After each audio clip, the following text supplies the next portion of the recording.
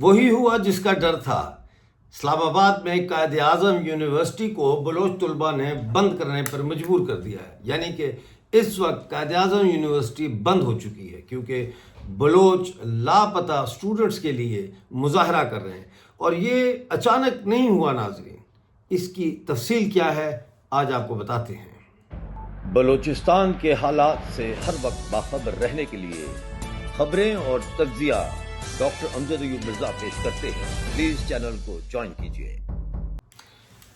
سعید نامی ایک بلوچ اسٹوڈنٹ کو قائد اعظم یونیورسٹی سے اٹھایا گیا۔ یہ واقعہ جولائی کا ہے۔ جولائی سے اب تک اسٹوڈنٹس احتجاج کرتے رہے، ہر دروازہ کھٹکھٹایا کہ سعید کو برآمد کیا جائے، اسے عدالت میں پیش کیا جائے، اس کی ایف آئی آر اس کے خلاف کاٹی جائے، اس کو کون لوگ لے گئے، لیکن کوئی سنوائی نہیں۔ سنیے یہ کیا کہہ رہے ہیں نوجوان ایک دھرنے میں، یہ اسی کا دھرنا ہے قائد اعظم یونیورسٹی کا۔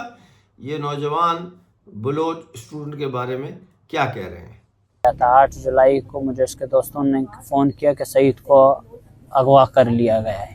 اس سے پہلے 3 جولائی کو کچھ لوگ یونیورسٹی میں آئے تھے، اس کے فیکلٹی ممبر نوید کیسر نے ان کو ملایا تھا۔ اس کے بعد 4 جولائی کو وہ ہاسٹل بھی آئے تھے۔ اس کے بعد جب اس کے پیپرز ختم ہوئے 8 جولائی کو گھر کی طرف آ رہا تھا اپنے دوستوں کے ساتھ، اسلام آباد ٹول پلازا سے ان کو جبراً لاپتہ کیا گیا اور اس کے دوستوں کو چھوڑ دیا گیا تھا۔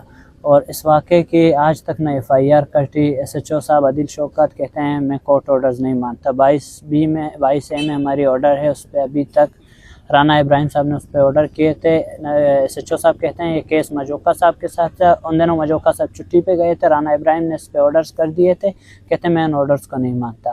اور یونیورسٹی کی جہاں پہ انوالومنٹ ہے، ہم نے پہلے کیمپ لگائے، یونیورسٹی نے ہمیں انشور کرایا کہ ہم ریٹرن اسٹیٹمنٹ دے دیں گے، ان لوگوں کو آئیڈینٹیفائی کر دیں گے، وہ وہیکل جو ان کے ساتھ تھا اس کو بھی آئیڈینٹیفائی کر دیں گے۔ تو ہم نے کیمپ ختم کیا۔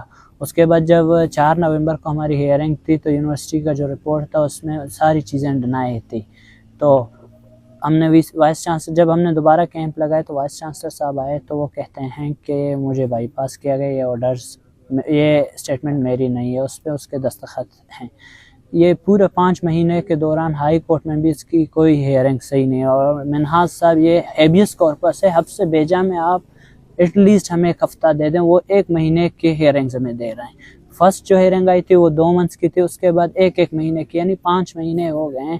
ایک بچہ لاپتہ ہے، آپ اس کے پروڈکشنز آرڈر جاری کریں، ان ساری چیزوں کو رد کر کے یعنی وہ ہیئرنگ ڈیٹ پہ ڈیٹ دے رہے ہیں ہمیں، اور پتہ نہیں وہ بچہ کس حال میں ہے۔ خیر ہم پہ جو گزر رہی ہے اور یہاں پہ جو 5 مہینے سے، وہ تو خیر مجھے پتہ ہے کہ ہمارے گھر پہ اور میرے والدین پہ کیا گزر رہی ہے۔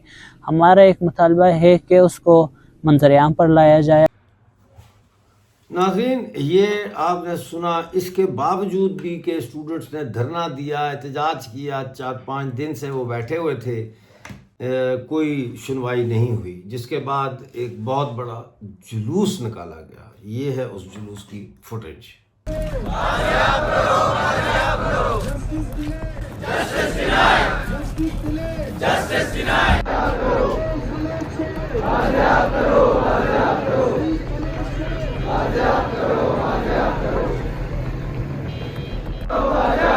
شہید بلوچ کو جسٹس ملے، جسٹس ملے،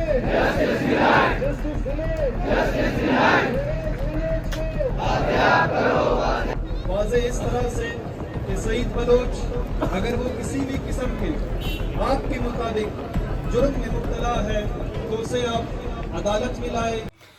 اور اس کے ساتھ ساتھ اب میں آپ کو وہ تقریر سنوانا چاہتا ہوں جو ایک بلوچ نوجوان طالب علم نے کی، جو قائد اعظم یونیورسٹی کے اسٹوڈنٹ ہیں۔ کیا کہہ رہے ہیں ذرا سنیے۔ یہاں پہ پڑھنے آتے ہیں تو اگر ریزرو سیٹ پہ آتے ہیں اس کے عوض میں بلوچستان گورنمنٹ ان کو پے کرتی ہے۔ اگر ہم اوپن میرٹ پہ آتے ہیں تو ہم اپنا فیس پے کراتے ہیں۔ لہٰذا آج کے بعد ہمیں کبھی بھی یہ الفاظ نہ کہے جائے کہ ہم آپ کو گرانٹ دیتے ہیں، بلوچستان ٹکڑوں میں بنتا ہے۔ اگر حساب کتاب کرنے ہم بیٹھ جائیں تو پنجاب کو کیا اسلام آباد کا بچہ بلوچستان کا کرتا نکلے گا۔ ایک تو ناظرین یہ جو واقعات ہیں پاکستان میں کوئی نئے نہیں ہیں. جبری لاپتہ اور جبری طور پر گمشدہ کر دینا، ماورائے عدالت قتل کر دینا، یہ پاکستان میں روز کا معمول ہے.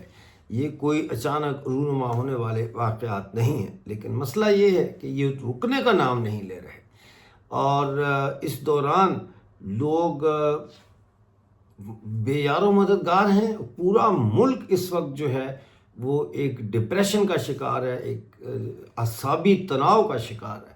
ہر شخص پاکستان میں یا تو معاشی تنگی کی وجہ سے اعصابی دباؤ کا شکار ہے، یا پھر یہ جو ایک خوف کا ماحول اور ایک بے یقینی کا ماحول پاکستان میں قائم کیا گیا ہے، اس کی وجہ سے اعصابی دباؤ کا شکار ہے. اور اس پورے سینیریو کے اندر ہم دیکھ رہے ہیں کہ بلوچستان کی جنگ آزادی جو ہے اس میں بھی تیزی آ رہی ہے. نوکنڈی کا واقعہ آپ کے سامنے ہے، اور نہ جانے ابھی کتنے نوکنڈی ہوں گے، تب جا کے بلوچستان کا جو فیصلہ ہے وہ ہوگا کہ بلوچستان میں کس نے جیتنا ہے. ابھی تو ڈیول پاور کی پوزیشن چل رہی ہے جو میں پچھلے سال سے آپ کو بتا رہا ہوں.